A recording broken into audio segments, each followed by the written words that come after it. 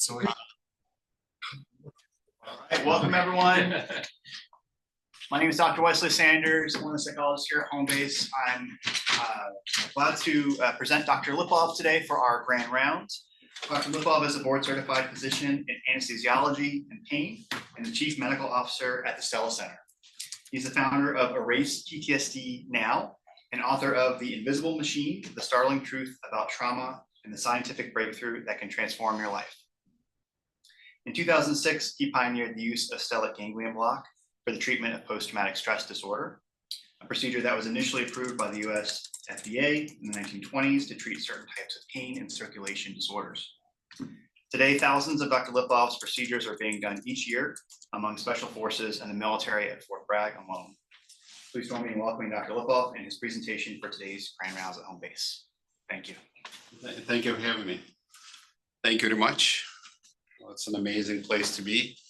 I absolutely love working with veterans and special forces and active duty and their families. So what I'm hoping at the end of this is people to learn some of the new places where we can apply it and some of the data that's coming out actually. I do have a special thanks to Glenn Greenberg and Linda Avesta Foundation. A lot of those research and publication we were able to do are only thanks to their work. And especially there's a major study being done at NYU right now. And without their support, that wouldn't happen. I think that study will really move things along pretty far very shortly. Next slide, please.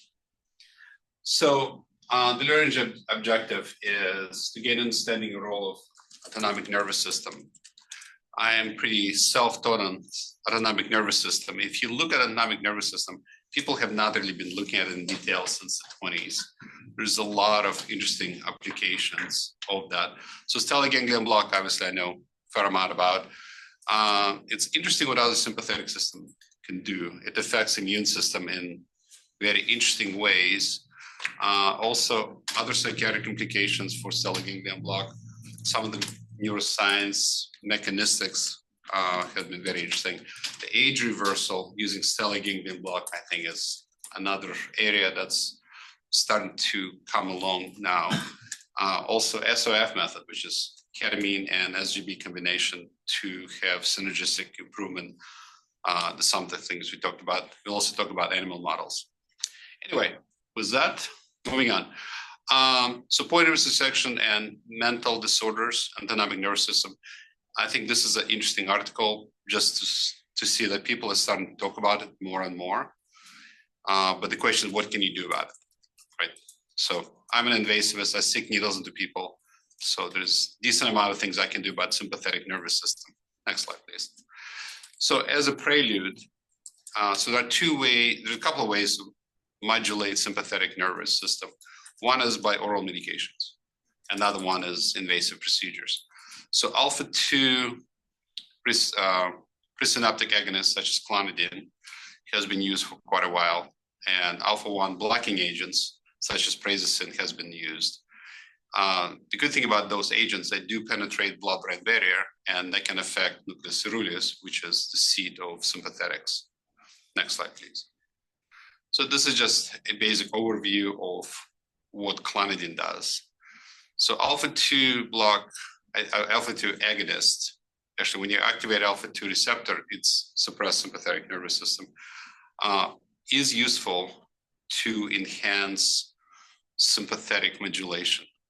It helps people sleep. Unfortunately, if you take it for a long period of time, you can have withdrawal symptoms. But sometimes we add that together with procedures we do to kind of even it out. And I've seen it used in children, sometimes very effectively, sometimes not so effectively. Next slide, please. It's interesting that adrenergic targets have been evaluated for schizophrenia, which most people don't think about schizophrenia as norepinephrine-related disorder.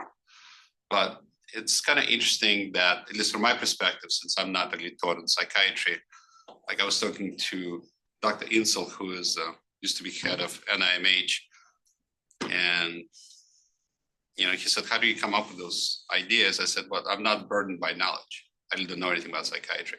So I look at it from a little different perspective. But I think adrenergic targets will become more and more important in all type of psychiatric conditions. Next slide, please. So again, clonidine has been used for PTSD. That's pretty straightforward. And also, if you look at the reference below, they talked about clonidine used in borderline personality. Because there seemed to be a tension produced in schizophrenia and borderline personality that can be reduced with clonidine, which is kind of an interesting approach. So if you haven't tried it, it may be something to look at. Next slide, please. So this is something I know quite a bit about. So stellate ganglion block has been used since 1926. The first time I personally did one was 1987. So we used structures and stick a needle and hope for the best. It still works quite well. At least used to work quite well. Nowadays we do fluoroscopic guidance, or now the next thing is ultrasound guidance. Next step, please. So this is what the structures look like on ultrasound. With good ultrasound, you can see pretty much everything you need to see. Thyroid is here, carotid is here, anterior tubercle is here, longus colli muscle is here, sympathetic chain lives about there. So the great thing about ultrasound is you can see the needle real time. You're not exposing yourself for X-ray or the patient, but also you can see the blood vessels. There's a lot of very interesting anatomy that could be atypical, and injecting into blood vessel is not a good plan. If you inject 0.5 cc's of local anesthetic into a blood vessel, people have a seizure. So you have to be very careful, and that's why the only people that should be doing it are trained. There are some people getting on the bandwagon who are not trained, and I'm very much opposed to that. So this is when you do a sympathetic block, this is what happens. So you have Horner syndrome, which is droopy eyeball, meiosis, and redness of the cornea. People say this is a side effect. This is not a side effect. You want to see that. In fact, if you do not see that, it means you missed. So when somebody says, well, my eye was droopy, oh my God, it's like, it means they hit the right spot. That's a good thing. Next, please. So risks of adverse complication following SGB, the only time it actually was studied in detail was 1992. This is before X-ray guidance, before ultrasound guidance. This was in Germany. They did 45,000 blocks. There was no fatalities. They had pneumothorax, and they had a few convulsions. They'll also have high subarachnoid block in 6 cases. Keep in mind, this was done blind. So nowadays it should be much lower number. But the great thing about this procedure, if you have a decent or well-trained practitioner, those complications are definitely related to your skill set. So we do C6 block typically as opposed to C7. Classic description of stellate ganglion block is C7, which is right next to the lung. So moving in C6 makes it safer. The vertebral artery is encased in bone at C6. At C7 it's exposed, so it's safer that way. But when people say, what are the risks? This is only big study. But it's considered safe procedure. It's still minimally invasive. Some of the people who do this procedure say it's not invasive. That's not a true statement. If you pierce the skin, it's invasive. It's that simple. Next, please. So this is a great summary. Johns Hopkins University put out historical use of stellate ganglion block for psychiatric conditions. So if you look at 1947, Cleveland Clinic published an article on bilateral stellate ganglion block, which you could talk about bilateral versus unilateral, for treating depression. So if you think about 1947, it's a while ago.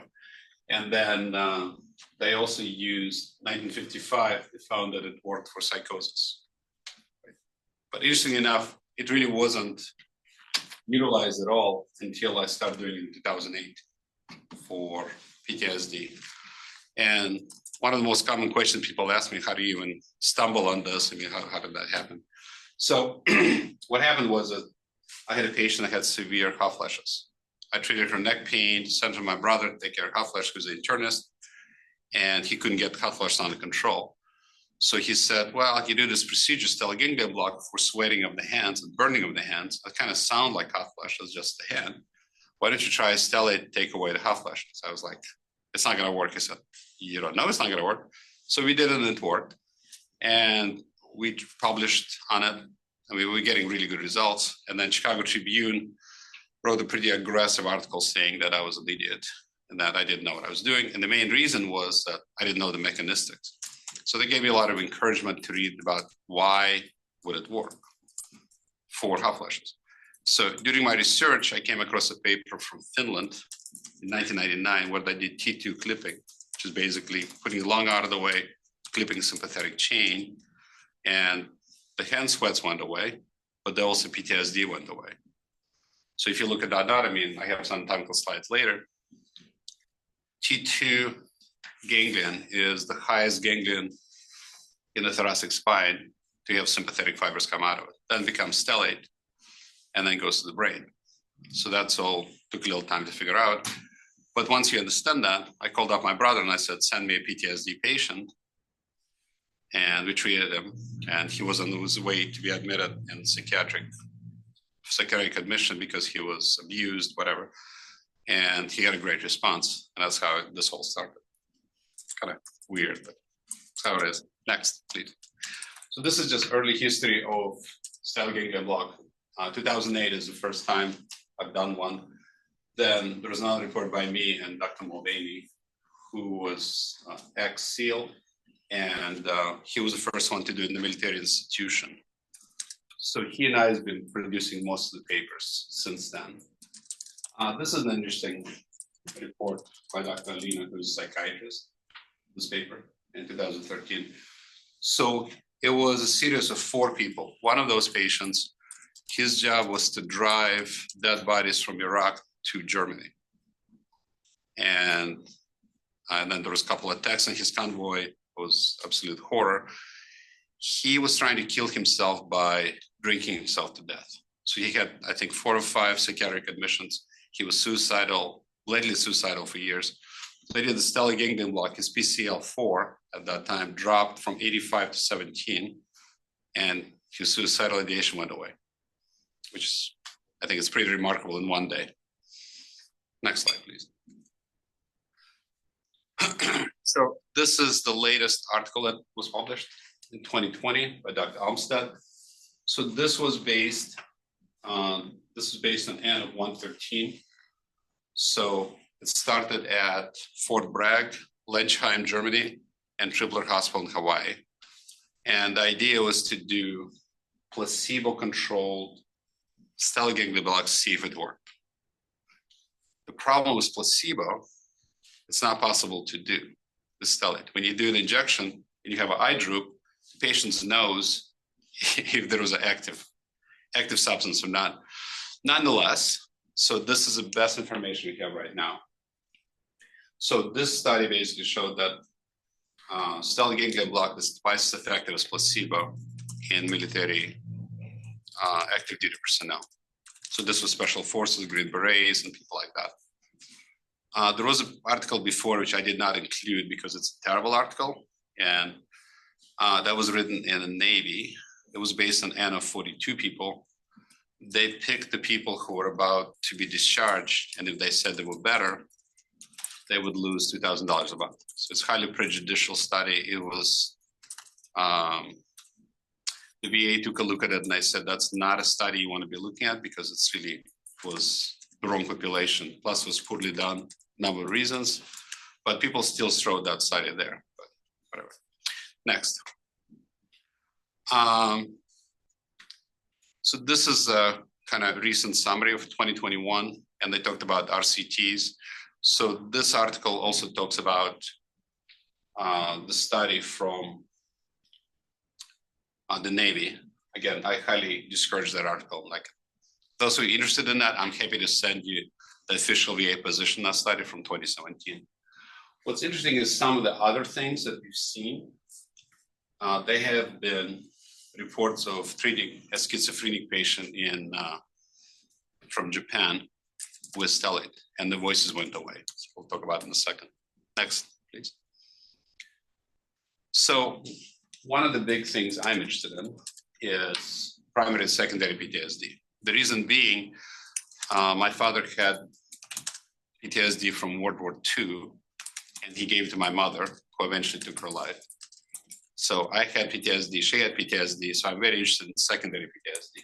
So currently, what we try to do, we're doing a project right now with Fort Campbell, where we're treating this fifth group, guys and the women, and sometimes I actually treat the children as well. So I look at PTSD as an infective agent. So if you treat STD in one partner and the other one still has it, it's going to come back. So if you look at this particular study that we published in 2023, so it was two couples. One of them was a Delta Force and his wife. Another one was exoneree from, he was falsely accused and placed in jail for 9 years. And after he came back, he had horrible PTSD. So everybody there had severe PTSD, but they all had good response. So I'm trying to get that. So that's one of the things I was excited to talk to Homebase about, is potentially either collaborate or your organization can think more about primary and secondary PTSD. Like I gave Grand Rounds in Bragg when it was still called Bragg. And I said, you know, are you guys treating the virus? Like, well, we don't have the capacity to do it. So I think there is having capacity and wanting to do is two different things. Because if you don't take care of the families, the war fighters are not going to be particularly effective and they'll have other problems. Next, please. So this is one gentleman. This was the first special force guy that we treated with SOF method. SOF method, at least the way I define it, is 4 ketamines and stellate right side and left side. So it turns out there's a synergy between those two procedures. Now I'll show you the reason behind it. So this gentleman is very interesting. So he was sexually molested from, I think, 9 years old to 14 or something like that. Then he went to special forces and he served in Iraq. It was, you can imagine, a complete mess. He has been homicidal and suicidal for about 30 years until we treated him. And he's doing great, actually. He gave TED Talk in Portland X, which was amazing. Anyway, next slide, please. So here's the mechanistics, which is something to think about. So I did a weekend special forces training, they called it, which was 4 days of blowing up stuff and using big caliber machine guns. So we took down the doors, we did breaching. And I told the instructor, I said, hey, my head is like spinning. I go, that's like, you're a complete wuss. We use C4, this was just gunpowder. And so by the time you're out of training special forces, everybody has bTBI, more or less. So bTBI makes PTSD worse for multiple reasons. People here know more about than I do, I'm sure. Well, PFC, prefrontal cortex, will be affected by bTBI, and you need prefrontal cortex to suppress amygdala function. It's part of the mechanistics. Anyway, so if you look at what ketamine does for TBI, it increases new nerve growth. So it increases hippocampal cell function and reduces interleukin-6, which is inflammatory factor, of course. But it also activates BAX gene, which produces BAX protein, which produces apoptosis, which is actually chewing up hippocampus. And it also leads to sympathetic sprouting. Sympathetic sprouting, I believe, is a big part of what's causing PTSD. So if you take CSF fluid in a military person with PTSD, their norepinephrine levels will probably be twice as high as opposed to without PTSD. So that's pretty demonstrated. So if you look at ketamine, again, it promotes nerve growth, which is great. But sympathetic sprouting is a problem. But if you do stellate, it reduces sympathetic growth. It actually produces sprouting, and we'll talk about that.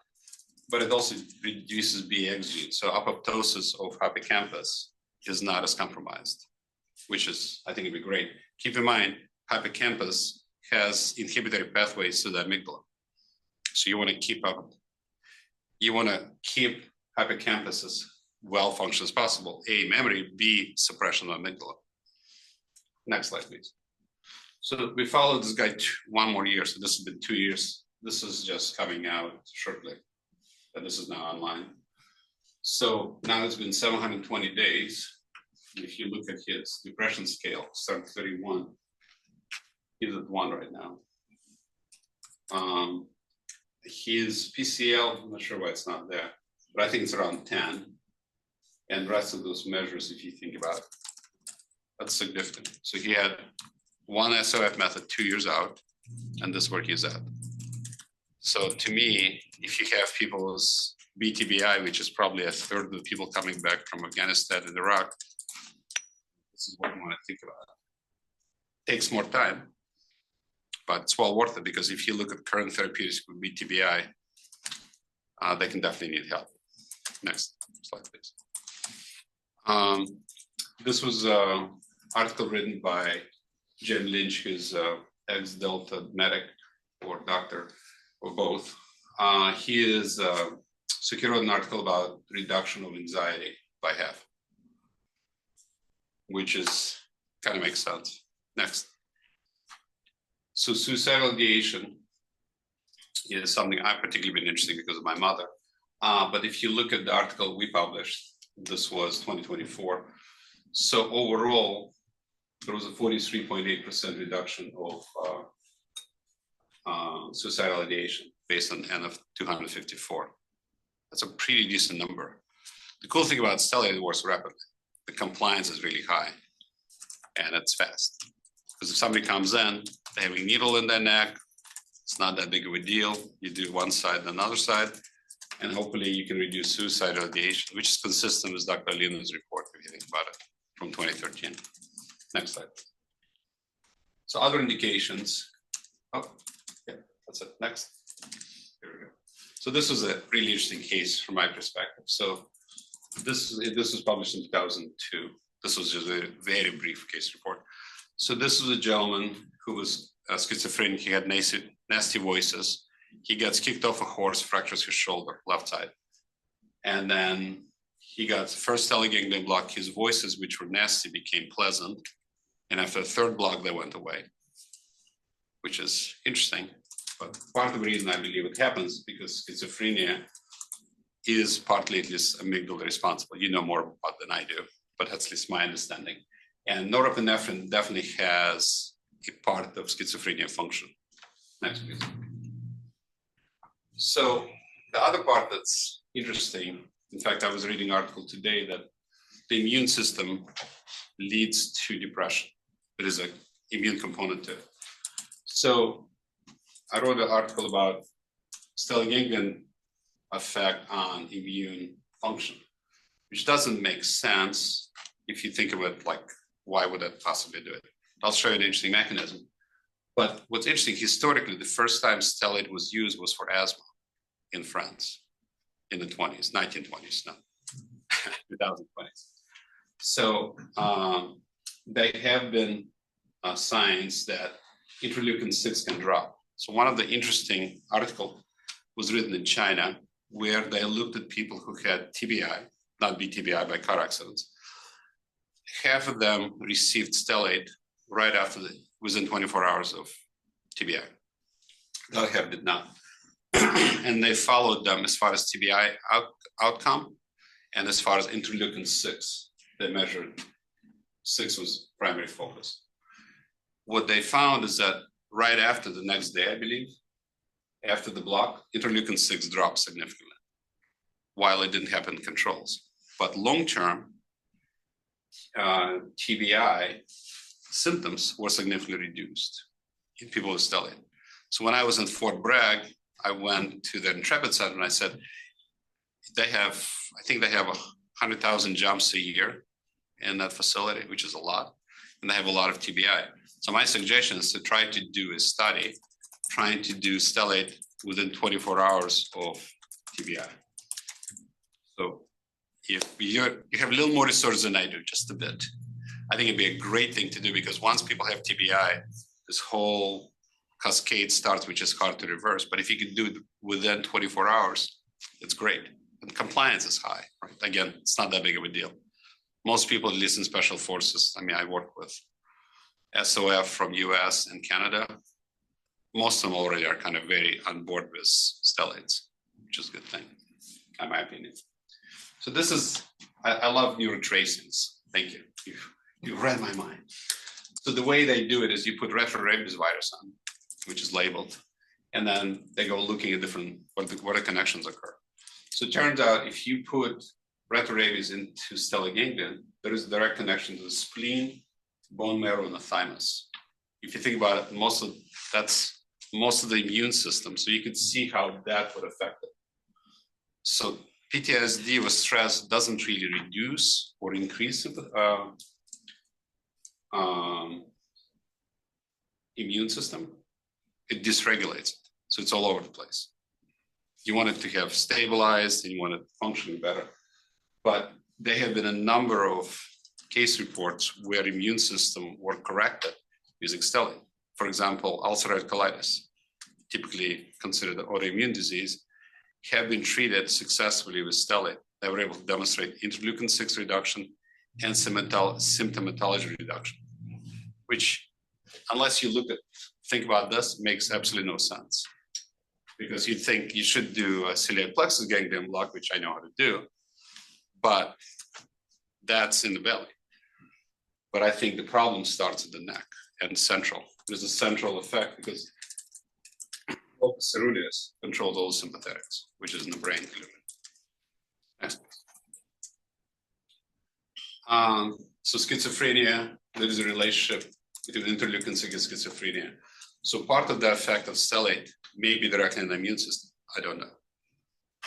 But that's one of the things you want to think about. We've treated a couple of schizoaffective disorders, and they seem to have response.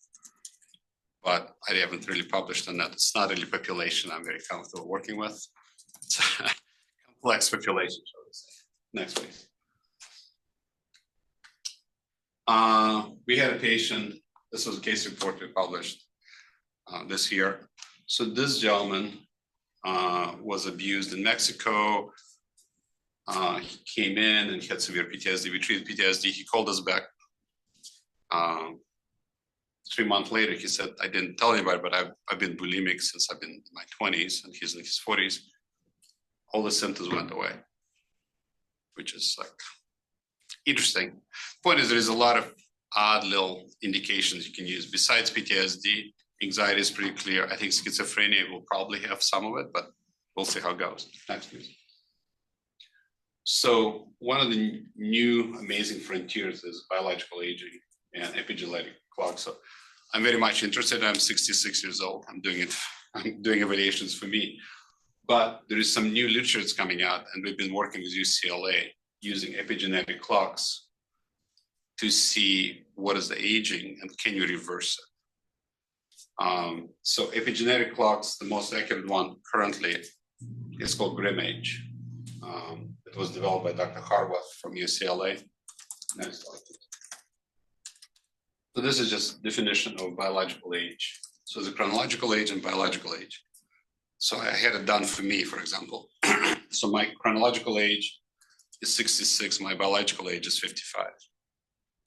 And I do whatever I possibly can to live longer. I'd like to operate into my 90s. But the point is, you want to think about that, and we're going to look at what the psychiatric conditions actually do to you biologically. So this is just the base indication that can show you. This is the Grim Age right here. So the bigger the number, the worse it is. So it's more acceleration. So PTSD cases, you can see, are higher than regular controls. And if you look at combat controls versus combat personnel with PTSD, you can see they're older biologically. So it is well known that people with PTSD, the chance of heart attacks is twice as high. So that's part of the explanation what you're seeing here. Next slide, please. So this is where hopefully we'll be publishing this relatively soon. So that was a study of N of 20. We've had double of the time getting data from those guys. So we got baseline epigenetic markers, and then we followed them out. So some have been compliant, some have not, but this is the best data we have to date, what Stellate actually does to biological aging. So you can see some of the reversal happening. Is that the cleanest data? No, but that's a beginning. Next, please. Interestingly enough, a couple of days ago, this was just released, 2025. So if you look what they said, molecular links between coronary heart disease and cognitive impairment. But what's interesting here, the stellate has been shown, and they talk about what is the mechanism of reversal of aging. So they believe it activates PI3K and AKT pathway, upregulating anti-apoptotic genes. So people are starting to look at that, as my point. And again, they're looking at it's a new term, a lot of new terms. Inflammation and imaging. So the more inflammation, the faster you age, which makes sense. But we do know that stellate affects immune system. So that's not a big leap to think that you can knock down this aging. Next slide, please. So, so this just talks about the epigenetic modifiers and how it modulates P1, 3K, and AKT. Most of the stuff came out of cancer literature.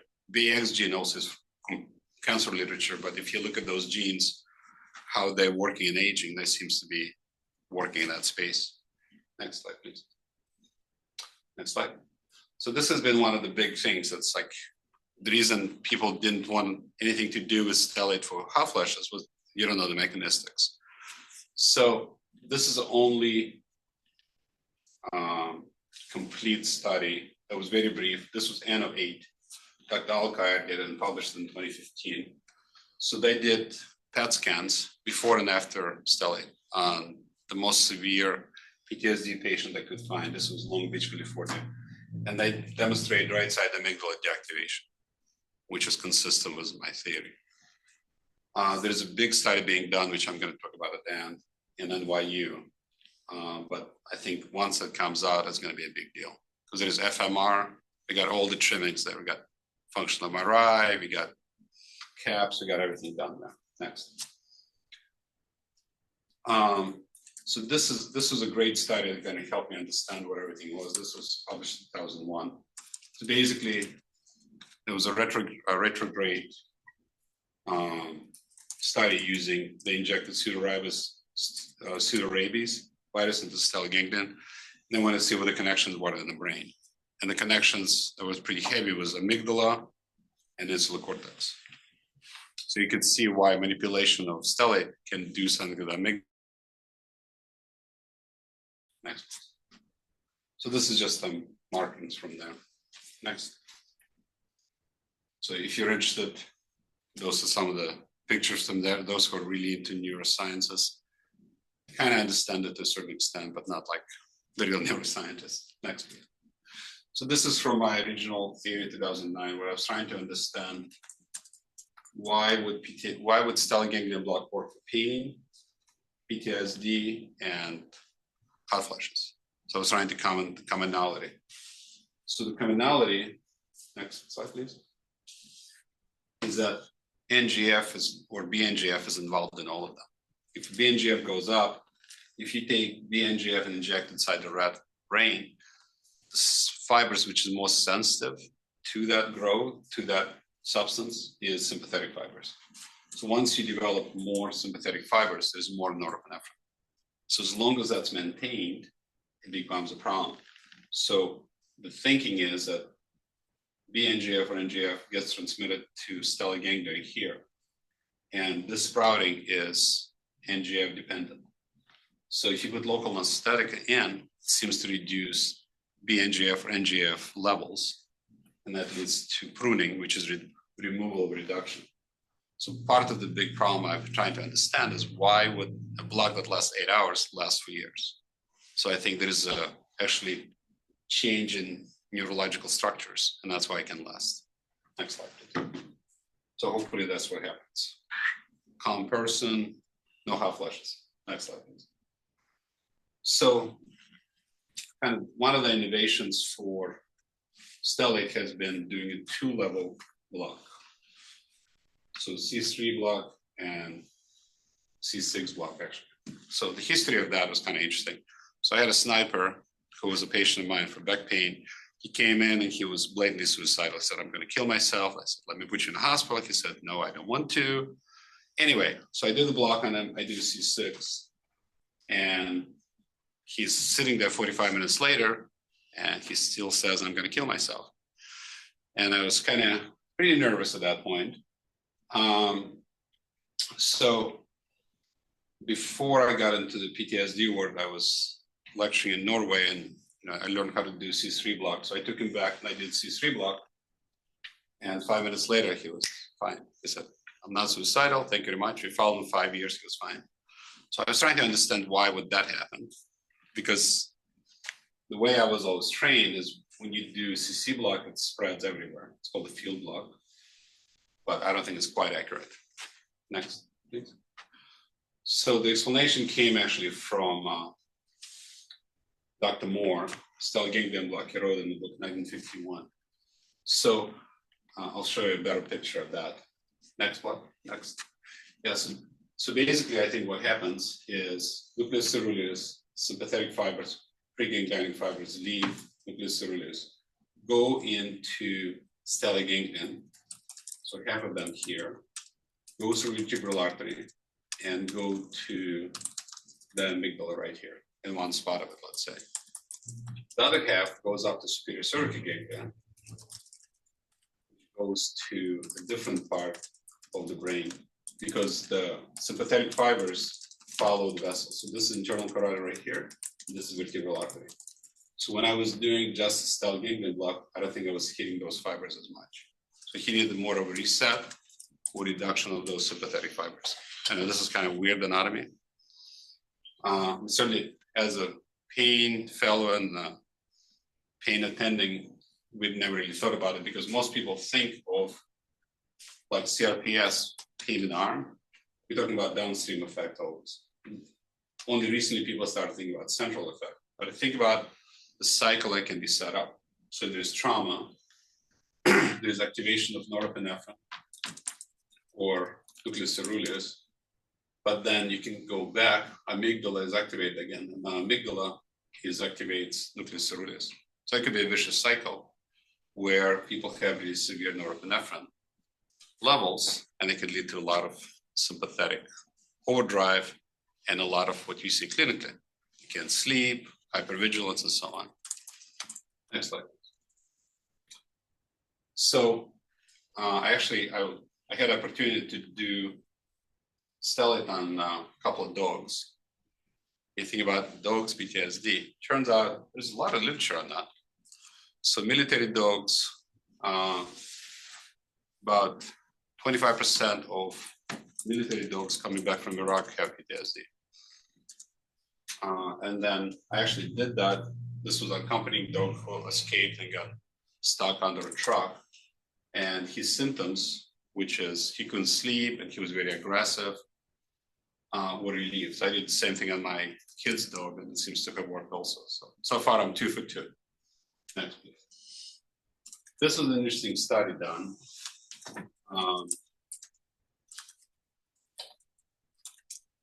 Okay, this NYU study. This is what's being done right now. So they're halfway through it right now. So they should be publishing something relatively soon, like within a couple of months.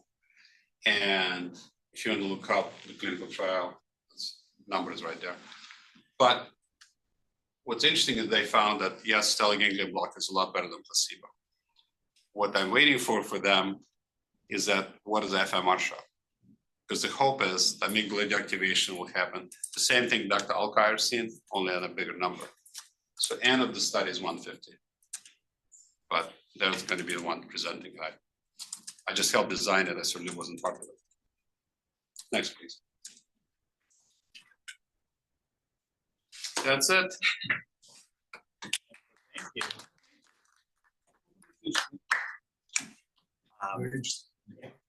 We actually have some time for questions. Would you mind? No, please. That's why I'm here. Online, you're welcome to just come off mute if you want to ask a question. You can also message in the chat, and we'll keep an eye on any posts there. But yes, please go ahead and feel free, and folks in the room as well, if you have questions too. Well, people are getting the thoughts. Exciting presentation. Thank you. Thank you. Can you talk a little bit about Stellate ganglion block followed by some kind of treatment for PTSD? You mean psychotherapy? Psychotherapy versus Stellate ganglion block alone. Oh, absolutely. So actually, we're writing a paper about that. You know, my wife always says, like, you know, whenever I ask anything, it's like, I write a paper on it. Come on now. So we have a clinic. We have a couple of clinics in Australia. So there was a psychiatrist there that has been working with a patient. I'm getting to the answer.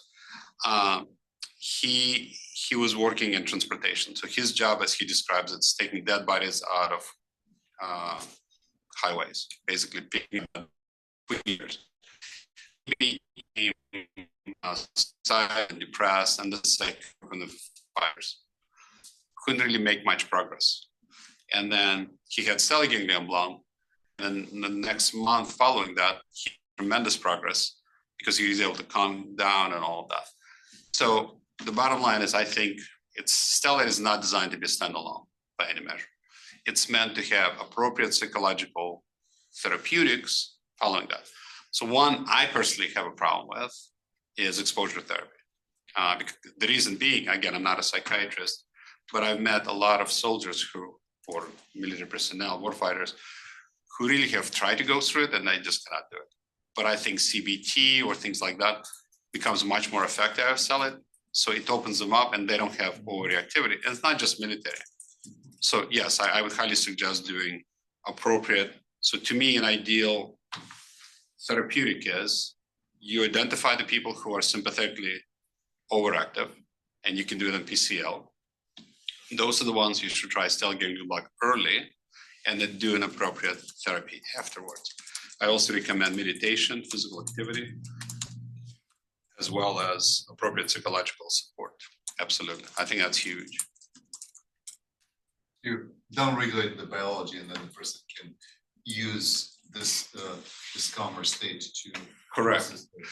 The other thing we found, in fact, what's interesting, so if I may step back for a second. So the paper by Dr. Mulvaney. So this was written about special forces guys who were in Iraq War, won, and they had a lot of kills. So one of them fell asleep after stellate ganglion block and got into pretty severe car accident. The reason that happened is because if you think about it, so the way, in fact, I have an illustration like that somewhere. So if you think about PTSD, it's pushing down the gas pedal. So the engine is revving. The medications you're taking is brake. So you both are together. If you take the foot off the gas pedal, now the brake dominates, and that's why he fell asleep. So we're able to get patients off significantly of atypical antipsychotics, benzos, whatever. They can participate in psychotherapy even more effectively. Not only do they get wrapped up, but they also are not as sleepy, because the average number of medications currently given in average VA is significant. Yeah, makes sense. I have a question. Yes, sir. Oh, hi, Dr. Lipov. Thank you so much. An incredible talk, and thanks for all your work. I'm a physiatrist or a rehabilitation doc, and I'm very fascinated with, from a brain injury perspective, you've mentioned blast TBI, and I'm wondering about the thoughts on, you know, why do we think there's some sort of, well, I should ask the question a different way. Is there a response to SGB in the blast injury folks that have PTSD that is different than the same level of PTSD with somebody that we think did not have any blast injury?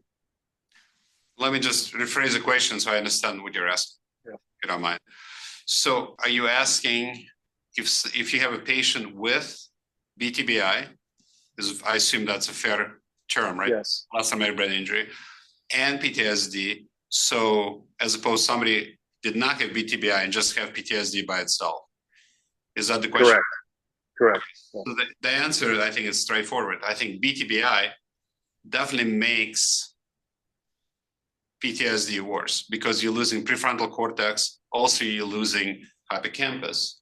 Because when you shake the brain, I'm sure you know better than I do, when you shake the whole brain, you're affecting all the structures, of course. But PFC and hippocampus are the two structures that really suppress amygdala. They're designed to do that. Interestingly enough, there was the first guy we ever treated for PTSD. He was shot down twice in Iraq. He was knocked out for an hour both times, had blood in the ears. Then he was patrolling the streets. He shot a kid, 10-year-old kid, line of duty because he had an explosive belt on him. And we were able to get FMR before and after. So we were able to demonstrate amygdala deactivation and activation of hippocampus. So I think Stellate does have impact on bTBI and TBI. So I do believe somebody who has bTBI makes PTSD worse. Again, because you're missing the inhibitory structures. Thank you. Yeah. Of course. I appreciate it. Yes, sir. Sure. Any special precautions in patients that also have hypoarousal or dissociative features associated with PTSD? That's a tremendous question. It may not, well, maybe is my answer. So I think part of the question is what's causing that. I think if you think about, you have, I spend a lot of time with Dr. Porges, and he is into polyvagal theory. That's his thing. So the whole concept of vagal tone, so sympathetic tone activation happens before freeze, right? Freeze is the last piece of response. So I think if the vagus is so overactive, that's why they're almost frozen. We have seen people get significantly better after Stellate, and some people made no difference. One thing we did, I'll give you an example on that patient, it's kind of interesting, so which is similar to your question. So the gentleman had, he was in Vietnam, he had a head injury, had PTSD for 50 years. So we did the block, and he cried like a baby for like half an hour. And I was like, I don't know what happened to that man. So he said, I got access to my emotions after the block. So a lot of those people who got shut down, they have no emotions whatsoever. So some of them do get better. I think success rate in that space, like our success rate is 70 to 80.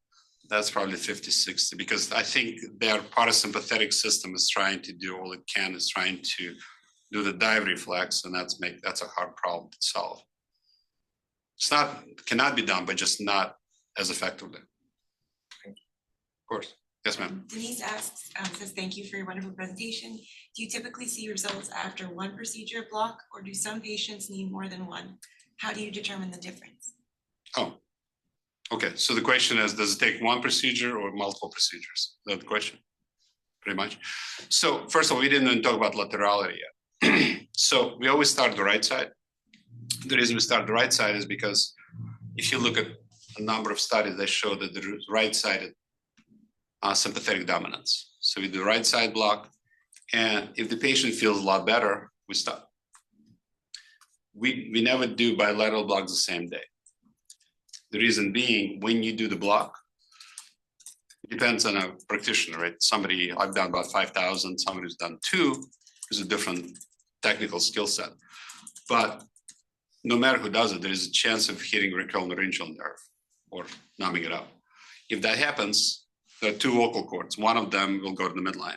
If you do bilateral, same day, and both go to the midline, it becomes a surgical airway, which is not a good thing. I've done trachs 40 years ago, so I don't want to do that. But if we do the right side, let's say, people feel 3 things can happen. They feel great, then we're done. 2, they feel nothing, and we bring them back as soon as we can to do the other side. Or if they go, I'm not sure. I'm not sure means a failure to me. So out of the failures, right side failures, if you do the left side, then those patients, about 50 to 60% will have significant improvement. because there is two amygdalae, right? So if you only treat right side, sometimes the left side is what's causing the problem. That's why you may need it both. So thank you. And maybe just a follow-up in case I was misinterpreting her question, would you ever come back and do the procedure another time? Oh, yeah. After those 2 attempts at that point, no future procedures? Well, it depends what happens. If people have no response and they had a good corners and they had right and left side, to me, that's a non-responder in this stuff. Some people will do multiple procedures. I think it's questionable therapy. I think it's like maybe. But there's the other question is, let's say we had a policeman in Chicago who had a great response. We did both sides. And then for a year, he was doing great. And then he had to kill someone in line of duty in Chicago streets, came back. So we did the right and left again, and he did great again. Also, we can do, let's say we had one author from Portland. So we did 3 stellates, each one would last about 3 months. So we brought him back and we did something called pulse radio frequency, which is an electrical way of making a longer response. So we had 2 of those and it's been working now for 10 years. So there's a way to make it. So if the question is if there's no response at all, I would say switch something else, ketamine, TMS, whatever. Also, if they have a very good response but doesn't last, there are other options. Thank you. Of course.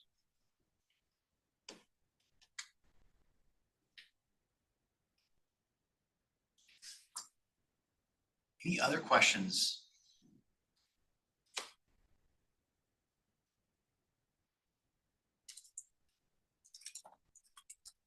Okay, going once. All right, well, thank you all very much for attending. Thank you again so much for the fantastic. Thank you. I hope it was presentation interesting. today. Yeah. It's great Different to have angle, you. right? And this recording will be available on the Teams drive for those who are virtual today.